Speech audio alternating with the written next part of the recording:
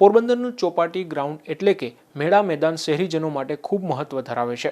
જોકે હાલ આ ગ્રાઉન્ડની દુર્દશા જોવા મળી રહી છે, જેને લઈને સામાજિક કાર્યકરે યોગ્ય સુવિધા આપવા માંગ કરી છે। પોરબંદર શહેરના ચોપાટી ગ્રાઉન્ડ ખાતે અનેક યુવાનો રમતગમત રમતા હોય છે।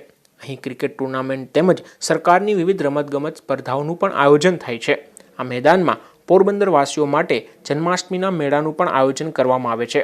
ત્યારે આ મેદાન પોરબંદરવાસીઓ માટે અતિ મહત્વનું મેદાન માનવામાં આવે છે।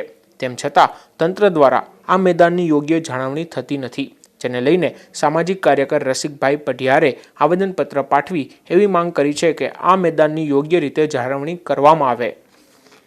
રસિકભાઈ પઢિયાર, સામાજિક કાર્યકર, પોરબંદર। અગાઉ ઘણી વખત મેં રજૂઆતો કલેક્ટર શ્રી સાહેબને કરેલી છે મેળા મેદાનના વિકાસ માટે। અવારનવાર સાંસ્કૃતિક કાર્યક્રમ થાય છે, ઘણી આવક થાય છે નગરપાલિકાને, તદુપરાંત એના વિકાસ માટે હજી આગળ કોઈ કાર્યવાહી થઈ નથી। દર વર્ષે એકાદ બે ઇંચ વરસાદ પડે એટલે તળાવ ભરાઈ જાય। માણસોને વોકિંગ કરવા માટે એક જ આ ગ્રાઉન્ડ છે, ફરવા માટે ઇવનિંગ મોર્નિંગમાં।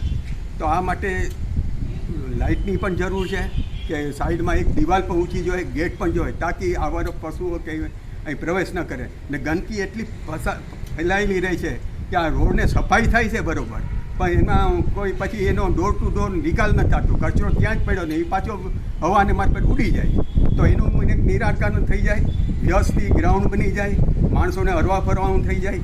એ માટે મારી ખાસ ને આ અવારનવાર પહેલાં પણ રજૂઆત ઘણી વખત થઈ છે મારે। ઉપરાંતમાં આ ઘણા રોડના રસ્તાના કામ થયા છે, પેવર બ્લોકના।